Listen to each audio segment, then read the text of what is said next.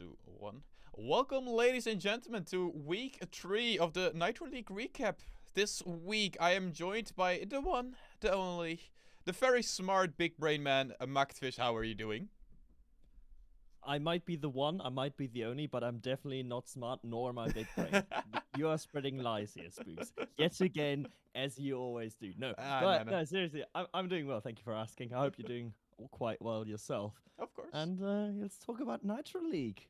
Of course, NitroLeague. That's why we bring you on, and that's what I have hopes of, that you have the big brain in this regard, because NitroLeague, week 3 happened, and oh boy, this is a fun week to look at. And well, you can go for it. Yeah, I mean, is it fun though? Like, there wasn't that many like upsetting results, but there were some definitely like close games. I think some absolute thrashings. I think the fun part is more so on the side that this, to me, gives more clarity of where people will be. I think this has really shown us, like, okay, what do we expect from certain teams? Where will they end up? Because, I mean, the first one to start us off right away, Over1 against KBM. I think this basically just proves that Over1, yes, those first 2 weeks were a bit sucky. This is how they can play, this is how they should be playing, and this is a team that a lot of people said, yeah, this is that top 6 team. I mean, yes, but also if we look at Over1's first fixtures, they played Flyback Esports, in which, okay, they got upset, and then they played the Reckon Rockets, which they were pretty much expected to lose, but did a better fight than I think most of us gave them credit for. By winning those early 2 games. And now, yeah, just absolutely flying over KBM chats, who had a new signing in Ringa, who came in for Regalito. But yeah, as you can see from the results, 7-4, 6-2, 5-1, 2-1. Not even close. And, well, to talk about Ringa for a tiny bit, because I personally have, of course, coached him, I've worked with him, I know quite what type of player he is. For me, this signing of getting Regalito on the sub bench, of course, Regalito had a whole different thing going on behind there, so he didn't really know that he should be playing more. Getting Ringa in is not a bad option, seeing what they could have done. But Ringa is still, in my eyes, a tiny bit of that downgrade, just purely that Regalito just had such an impact by himself. Like, you could put Regalito on any team just alone, and he will have a bit of an impact, while Ringa might need to take a bit longer to get used to playing with this team, with this way that they play, and then losing to Over1 like this is not a great start. It's not a great start, but, you know, there's still, I'd say there's still room for improvement, and coming to KBM chats, coming to join Green and Chrono, it was always going to be like, okay, you're the underdog, no matter what happens here. Yeah. Like in no way are you expected to win basically anything. So there's still a lot of things they can take away from their utter thrashing, and I believe next week they play against Berg, so it's not gonna go any easier. And Flyback, but we'll go over that in a bit later. So first one, I think the reasoning why I said, like, oh yeah, this is what separates pretty much what we expected. To me, this is basically what we've talked about before. A bit of KBM showing, yep, we are in that bottom 3, sadly enough. While on the other end, Over1 showing like, oh yeah, we are supposed to be fighting for top 6. We are supposed to be there, not below that, not losing to Flyback, stuff like that. But that is what happens. And then moving on to the one that you personally have casted, right? Trick, you're in. Oh, mate. Yes, first of all, yes, I have casted that one, and what a series it was. Absolutely. It was a stunning game, and Trick coming in with Justus as a new player, getting rid of Sheila and of getting Justus in, and what a roster move that was, because Justus, especially in those first 2 games, but also in the latter stages of the series, has just completely just come alive and given Tox and Crypto so much confidence, such a confidence booster of having a really, really high level third there. I was very worried for ERN. I didn't think they were going to stage the comeback that they did. But in the end, it was just so bloody close. And I remember Tox saying after Game 7 ended, bro, when all 3 players were still in the lobby from ERN, bro, you lot played so fucking well. And that is high praise coming from Tox, of course, because, I mean, I don't know Tox as well, but still, any praise from a player at that caliber of level is always taken and for granted in that regard, because that's a very big compliment. On the other end, for ERN, yes, it's a well-fought battle. I don't think they will be too upset about this loss. It is still another loss to add on to the board, and that is now 1 and 2 for a team that a lot of us had in the title contender range. So this, for them, I have no doubt ERN will be bouncing back. But it is still a hard thing to go 1 and 2 after your first 3 weeks.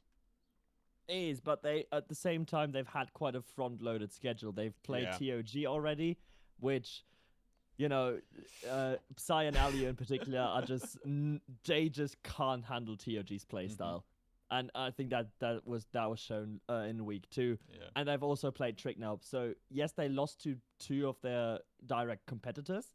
But at the same time, they are already out of the way. Like, the next few weeks are going to be probably smooth sailing for ERN. They're going to be climbing the table. But we can't forget that, it does something to your psyche when you're, like, 1 and 2 and you're a top team. You're like, we really shouldn't be down here in 9th at the moment. They really shouldn't, but, again, the game against Strick should be showcasing a lot of the possibilities within that team and that this team will climb. But on the other hand, Trick... removing Sheila for Justice, I mean, what a power move and what a way to just assert dominance in my eyes. It's like, oh wait, we played 1 game against Sparks. We got thrashed when we played with Sheila. We got to game 7 against Stealth 7 when we played with Sheila. Yoink! Get him out of here and just get someone in that's, quite frankly, no offense to Sheila, just better. I mean, we don't have to argue with that. He, just as from Team Singularity last split, he made main event twice. Like, there's no discussion. I don't think Sheila will be all too upset about that, because it's Justice. Simple put, it's Justice. He is so incredibly good, so incredibly talented. I mean, it just oozes off that type of player. And for Trick, in particular, for Cryptos and Tox then, like you said before, it just gives you so much more freedom knowing you're a player of that caliber. They can just do the things they're good at, especially Tox in this regard. Yeah, it's Justice just gives that stability at the back where Tox and Cryptos can now just full yeet into everything and just put a lot of pressure onto the opponents, and that's what we've seen against ERN. But you know, first time playing as a unit of 3, some problems, of course. I'm very sure though that Trick will only get better, and they've already beaten one of their fiercest rivals in a game 7. They've shown the ice to make it happen. So Trick again looking like a very, very, very scary roster. Indeed, especially because at first when I saw them lose to Sparks, I actually felt like, oh, maybe I put them actually a bit too high, give them a bit too much respect in that regard. Maybe we will see more upsets against Strick. I still believe upsets are possible against Strick, especially with the busy schedules that Tox and Justice will probably have. That one of the two probably can't play every match. But even then, it's still a good signing for them to get this win out of the way against one of the top teams and put yourself back into a 2-1 position. It's really important. But then we move on to a team that also did something important. Burke. A bit of asserting dominance here, wouldn't you say? I'm confused. Burke played and the game wasn't 4-2. What's going on? Yeah. This is not how it's supposed to be. Burke is the 4-2 play. If there's any team that ever finishes 4-2 and plays 4-2, it's Burke. All the time. But no, they just said, okay, we spots, we see that you took a game off ER and Raw last week. We're just not going to let that happen. And we're just going to sweep you. Game differential, let's not forget, game differential is a very, very important tiebreaker here, especially for when it comes to those playoff seeds, which we predict to be so, so close. Yeah. I think for esports, this is a tiny bit painful. Of course, they probably expected this type of results against a team like Berg, but that doesn't take away that it's quite painful to have this going on. Getting swept twice in a row, once by TTWillhaben, who some people would say are direct competitors, especially Cass, but we'll ignore him. And let's ignore Cass. I think it's best for everyone.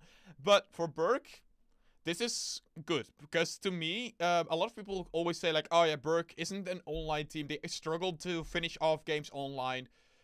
Last week, 3-4 against Wreck and Rockets, a game they probably should have won in my eyes. They did not finish it out, did not have the ice in that regard. Still doing really well against a team that I consider really strong online.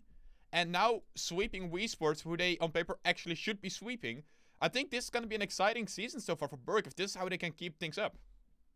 Yeah, back definitely just showing that, you know, they after finishing second last season, they want something more. Yeah, Rexo has been incredible. So has Gnak, to be fair, and Lee Fox just backing both of them up beautifully. I think all three just work together really, really well, and it's a trio that I quite enjoy watching. It's a very passive trio, but at the same time, once it's really difficult to break. So you can't really, even though you're gonna have more shots than back, most likely, breaking through that defense is gonna be tough.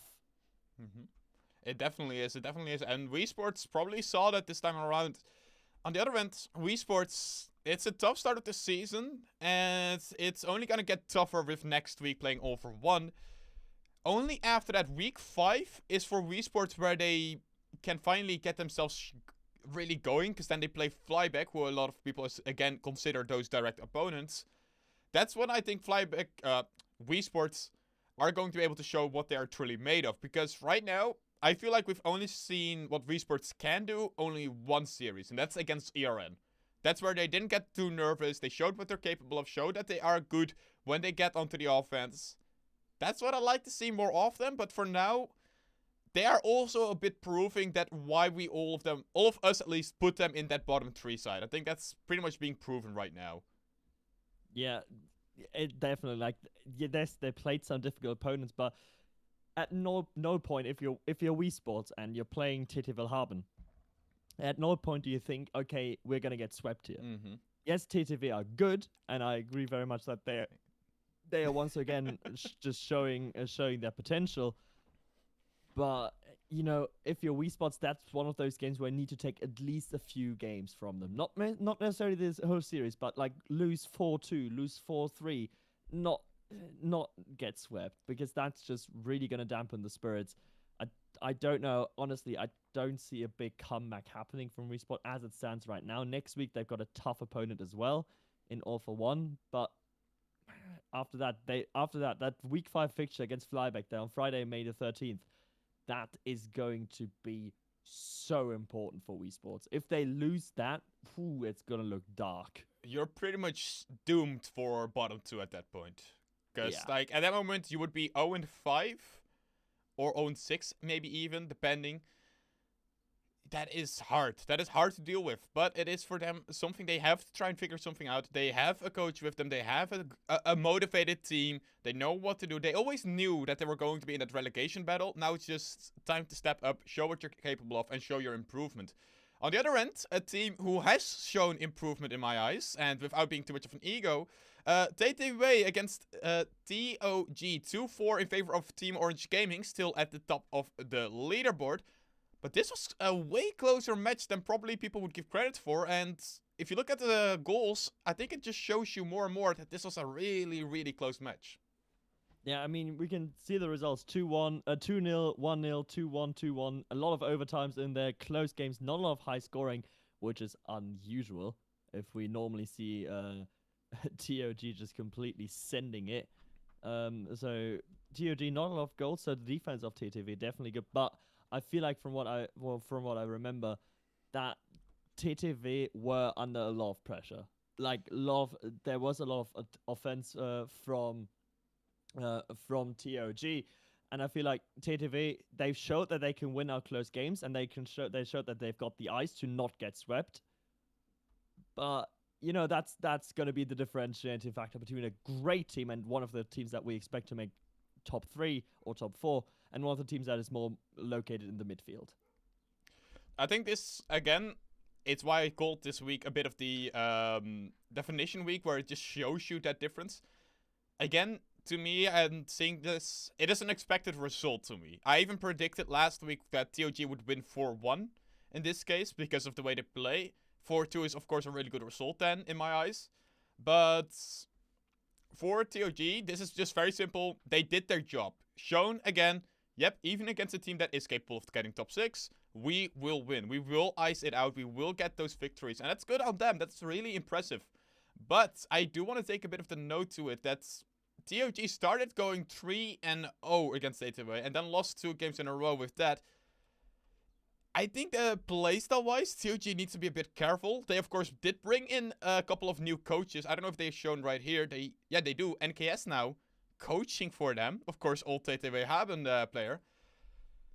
I actually gonna ask you this. How do you think NKS will do with a team full of, let's just say, personality on TOG? That's a very nice way to put it. Team of personality. I don't know. The thing is, I don't know how good NKS is as a coach. He had a very specific playstyle with the old TTW that is now at ERN, minus himself, of course. And I don't know how good he is as a general coach. He doesn't have the experience, definitely. But I think having the outside perspective, like even if you have a player like Polar with Jazzy and Rias, just having the outside perspective is going to be super, super helpful. To bring yourself back. And Rias told me, I think that NKS, it's just a fun vibe. It's just a fun vibe to be around. It's just a fun guy, and I hope it works out. I'm not entirely sure it is the right move. I don't necessarily think TOG needs a coach, but if they have one, the more the merrier. I think it's for NKS, at least from my personal experience as a coach, I think it's a step too high too soon for now. But then again, I don't know exactly what his role will be in this squad of TOG. Maybe he will be exactly just trying to find a couple of small mistakes with Inrias and Jazzy in that regard, and then trying to just keep the vibes up, keep the flow going, just make them excited. Because, of course, even though TOG is known as a bit of the fun team in this regard, even they can get upset a bit with this. Even they can get a bit tilted, especially if you get those demos in. And that's what TTW did quite a lot in this series. A lot of demos. A lot of just letting someone sit fully back and get a couple of demos in to just annoy the enemy. It did work for 2 games, but then again, TOG icing it out 4-2 against TTWillhaben. Then moving on to the last match. Flyback against Wreck-N Rockets. I think this is probably just a very simple game until you watched it. And I don't know, of course, if you watched it. I did watch it. And to me, the way this looked like is Wreck-N Rockets came into this expecting, we're gonna sweep, easy, done, out here, let's go next. And then Flyback started to actually get some punches in. Actually looking really, really good. Way more solidified than I expected at the start. And this also now makes me less surprised that they did win that game against All For One. Yes, at the same time, I'd say, Flyback are better than I think most of us expected, because Ducks have been improving like crazy. Nuts. Insane. Like, absolutely, what she's doing is absolutely nuts. Also, Opatix is, I think, a lot better than most of us give him credit to.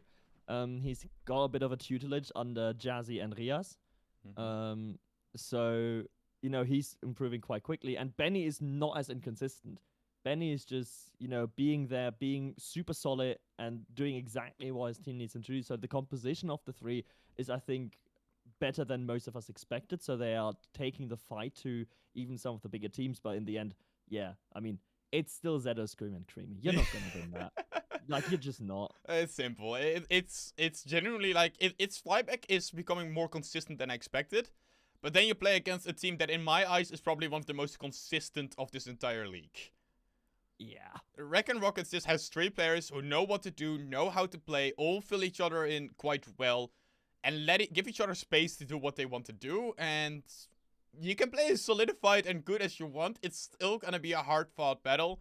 In the end, 4-1, Flyback still being in the midfield, and it's gonna be curious how long they can keep that up, because looking at the next week, it's gonna be a really hard but good week for Flyback, I expect, because unless you have something else to add on to week 3, I want to move on to week 4. Shall we just have a quick look at the table, how that just stands at the moment? Sure.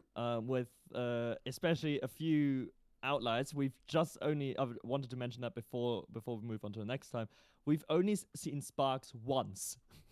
That's gonna be the fun one next week. They are still sitting 5th. And with the only game from Sparks we've seen was their upset 4-1 victory against Trick. So they have 3 fixtures next week, and they're gonna play catch up, and the table right now looks interesting. We've got ER and Raw at 1 and 2. We've got TTW still at 2 and 1. Berg in somewhere in the middle. All for One somewhere in the middle. Flyback still there. Like, it's still early days, but the one thing that we can see is that I think our hunch about the bottom 4, Stealth 7, KBM Chads, and Wii Sports was correct. I think that is quite correct. I think Flyback probably should be put there as well in that regard. All for One still being able to escape it. I think that 4-0 against, like I said, against KBM really sets them apart. I think next week for All for One is going to be that decider to just show, like, oh yeah, we are not a part of that bottom group. We are above that side. And that's when they have to show it. On the other end, same for Flyback, who also can show that they aren't supposed to be on that bottom 3. And I wanted to point something out right now, because I have you with me right here. Stealth 7, and I just want to go quickly over this. They're now 0-2, right? Lost to TOG, lost to Trick. They now have Sparks, who we still don't know how they're going to go, but if they're going to show the same result against Trick, gonna be really hard to beat. Then ER and Roar, and then only in week 5, they finally have a matchup that people would say is quite equal. How much do you think that will affect them mentally? Because that is a hard first couple of games. Yeah, Stealth 7 has really been done dirty by the schedule. Like, there's no easy way around. Like, the first fixture where I'd say they've got a chance is Sparks.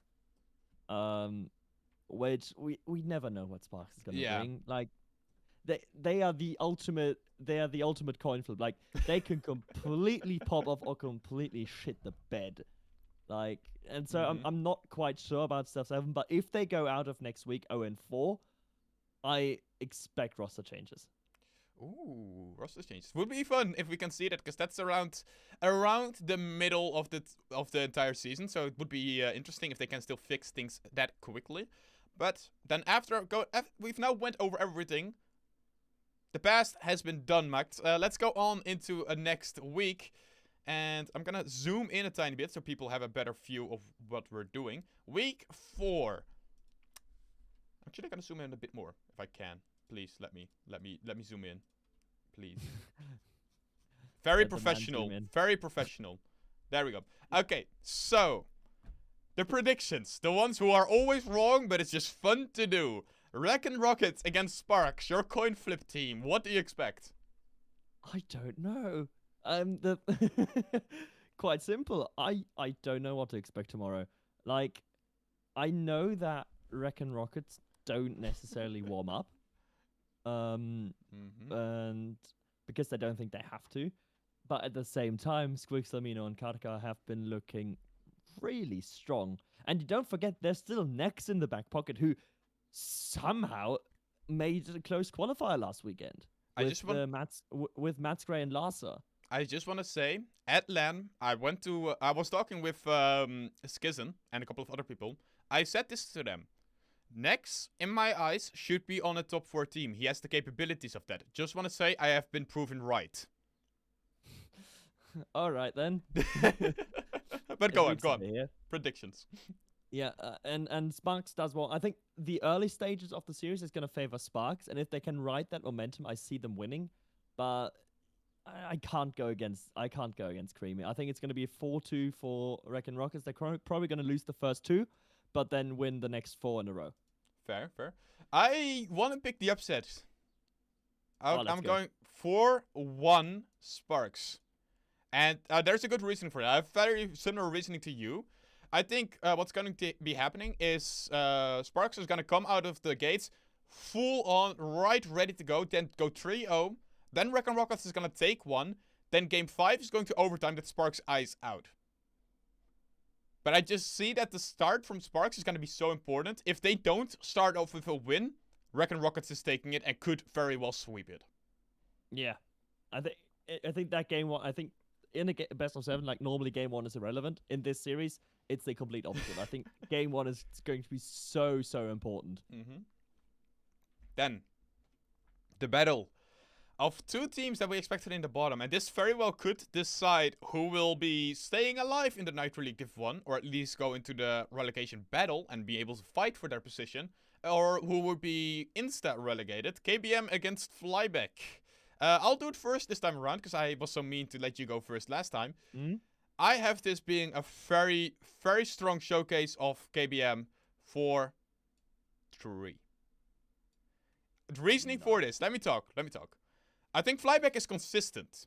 They're consistently good at what they're doing. But my problem point comes down to if, for KBM, if they can figure out how to integrate Ringa and how to get Green to play correctly, that team will be lethal. Because if you give Ringa space, same as what you do with Regalito, that man can 1v3 a team. I don't see it happening for Flyback that they can rely as much on Ducks to 1v3 than as Ringa can 1v3. And I also have to give credit to, in my eyes, and from what I hear from every player who's played against him, Chrono is annoying as can be to play against, especially with how much he saves goals. It reminds me of Taz back in the day of DreamHacks. That's how annoying he is in defense. I think it's going to be too much for Flyback to handle, but it's going to Game 7. See, I see your reasoning, but then I just see the recent results that these players have, and I'm like, no way. Especially Ducks. Fair. There is one caveat that Opertix is going to is going up to Jazzy's for his birthday, and Opertix will be playing from Jazzy's setup. So different setup, you never know what that's gonna be. But at the same time, he's got like a lot of friends there. It's a little bit of LAN feeling, so he's got that mental boost and that a little bit of a LAN boost. So overall, I think Flyback should win this one, and I think Flyback should win this one quite convincingly. They are I've changed my mind a bit about that since preseason. They are a lot better than I give them credit for. I think they're gonna win it 4-2. Fair. Can I change my answer now, knowing that Rias will be around Opertix? No. I want to change it into a 4-0 for KBM, because Opertix is going to be drunk as fuck. Opertix is not going to be surviving. Sure, go for it. You know I am right. Mate, I was with them last weekend. Like I know. They're gonna be drunk, but hey, it's gonna be fun. You can play better when you're drunk. I just want to put this for the memes now. So, normally I would say 4-3 for KBM. I want to trust in them. This is their last hope, really. Flyback still have gotten that win over All for One, so they still have a bit of a backfeed, but doesn't matter. Then, moving on, Sparks, Stealth 7. I won't give you the coin flip at the start. I will do this one myself. I think this is a very easy game for Sparks. This is going to showcase why this team is fighting for top 6. Well, I don't trust Stealth 7. It's going to be a 4-1 for Sparks. Control C, Control V. Same for you?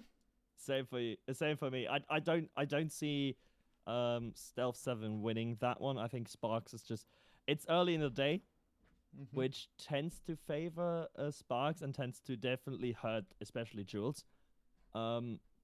If stuff is early in the day, and yeah, I think Sparks takes this one 4-1 as well. I don't see Stealth 7 winning this. No, I think this is also just gonna be the gap that we're gonna start seeing increasing between a bit of the midfield and a bit of the bottom sides. I think this is where it starts to grow, but in the end, that's how things go. Wii Sports All for One. I think I know what your prediction will be, but go for it. I say MD, Fapso, and Imo. They've worked stuff out. They found their rhythm last week against KBM Chats, and they're just gonna continue to style on these lower teams. 4-0 sweep. 4-0. That is harsh, understandable, but harsh. I'm gonna give it the same direction. I'm gonna say 4 for All for One. I think it's gonna be a 1 because it's All for One, and I hope that still hurts when I did that on stage. Why? Why do you have to be like this? Gotta make things interesting. Okay, Sparks Flyback. I think this one is going to be painfully. I think I already showed why I just don't trust Flyback. And I just think that's, again, Flyback is consistent. Flyback is consistent, but they're at the consistent level where they're 9th to 10th. Maybe 8th. Sparks is also consistent, in my eyes, and from what I expect from that team.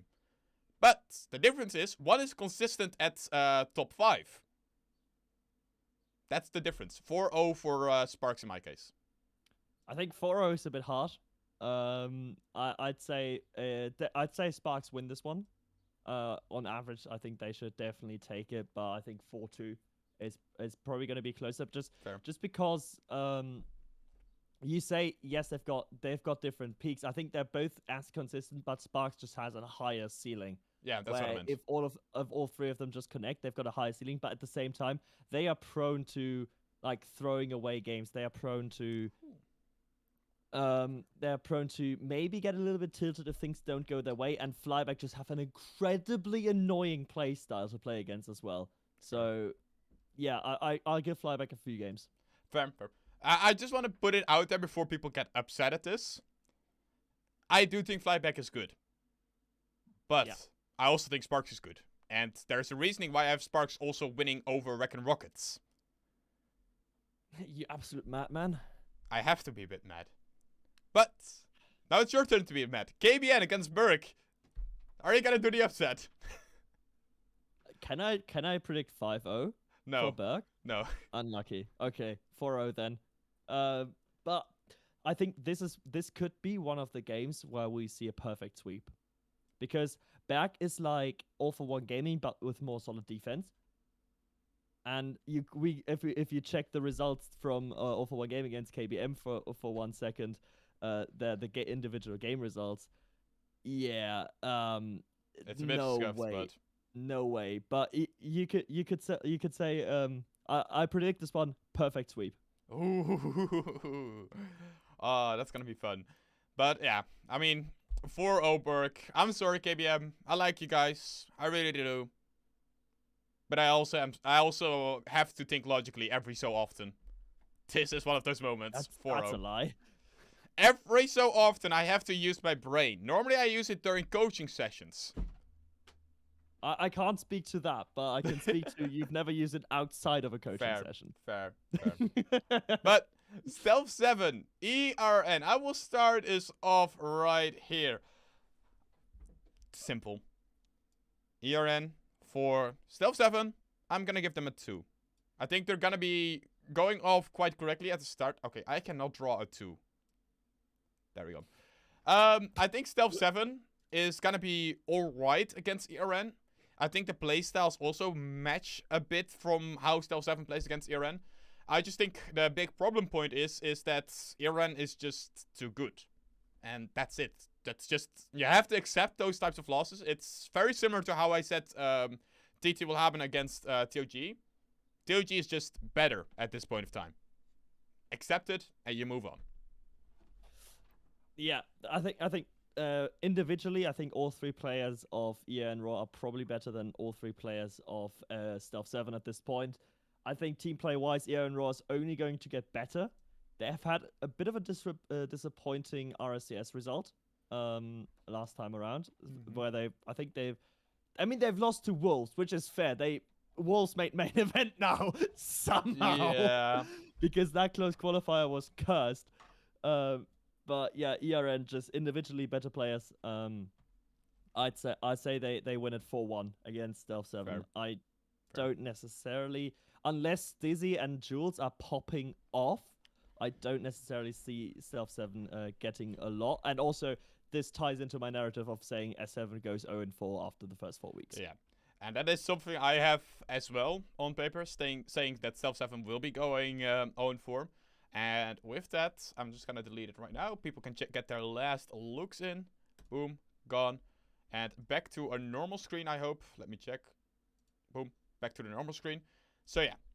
And you guessed it. I guessed it. I think Stealth 7 is going 0-4 after week 4. And I don't think they will make a roster move after that, knowing that they play us, and then they might make a roster move.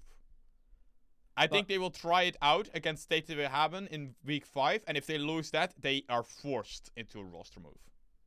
But look at the schedule for Stealth 7. They've got TTWillhaben in week 5. And then week 6 they play Berg. Week 7 they play All for One Gaming. So if you want to make amends, you have to do them after week 4. You have to make them sooner rather than later. Like, I feel like you could beat TTWillhaben with a new roster just to throw them off, because there's less stuff to go about. So for me, I'd say Yeah, I'd say just if a roster move is going to happen, it's going to be after week 4 and not after week 5 because you're not going to win against back. Even with the roster move, you're just not going to win against back. No, that's exactly why I think it is. I think they would probably want to try things out versus TTWillhaben. I feel like they probably think that they could win against that. I think it's very possible if they could win against that. I think it's quite even, like I've said before. And I think if they lose then, they will make that roster move so they can try against Burke, try new things out. You know you aren't going to win that. And then you go into those match weeks like a All for One and then fly back. And then, of course, Dragon Rockets. But then after that, KBM. Where you can feel more comfortable because you've already played at least one series with the person. I think that's more likely. Because going in against TTWillhaben, who we have seen before, objectively, play really well. And are just quite solidifying themselves as weeks go by. I mean, against Wii Sports, only letting 5 goals through. Against TOG, letting a couple more go through. I think it's 8. But that goes to game 6. You can see them progress more and more. It's going to be harder and harder. And I think for Stealth 7, bringing a new person is just going to be a sign up for losing that match. Yeah, I can see that. I think there's merit in both ideas. But we'll have to wait what Stealth 7 decides to do. Or maybe they're just going to stick it out. You never know.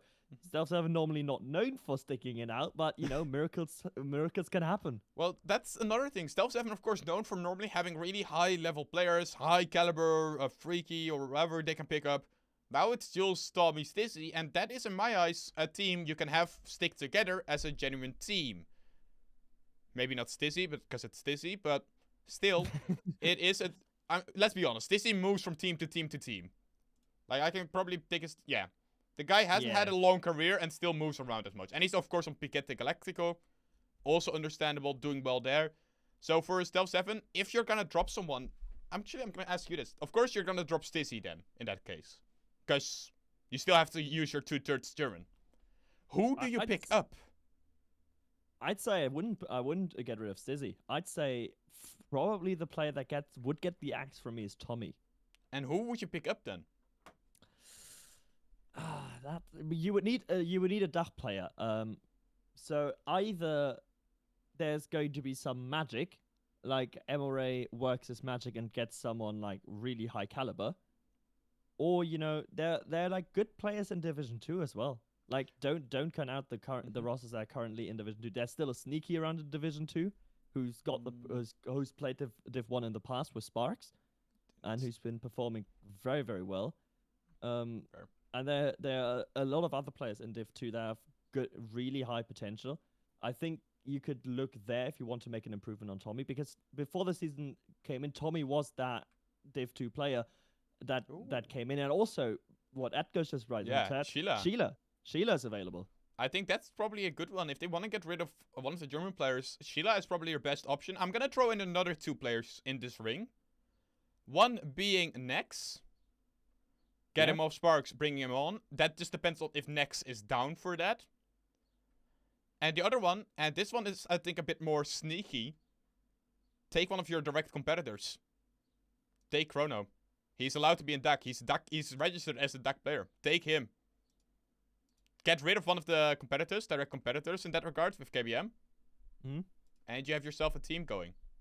I think it would be an improvement. I don't think it would be their first choice. I think first choice would probably be then Sheila or Nex or one of the other subs here. But I don't want to disregard the possibility of being a bit sneaky in that regard.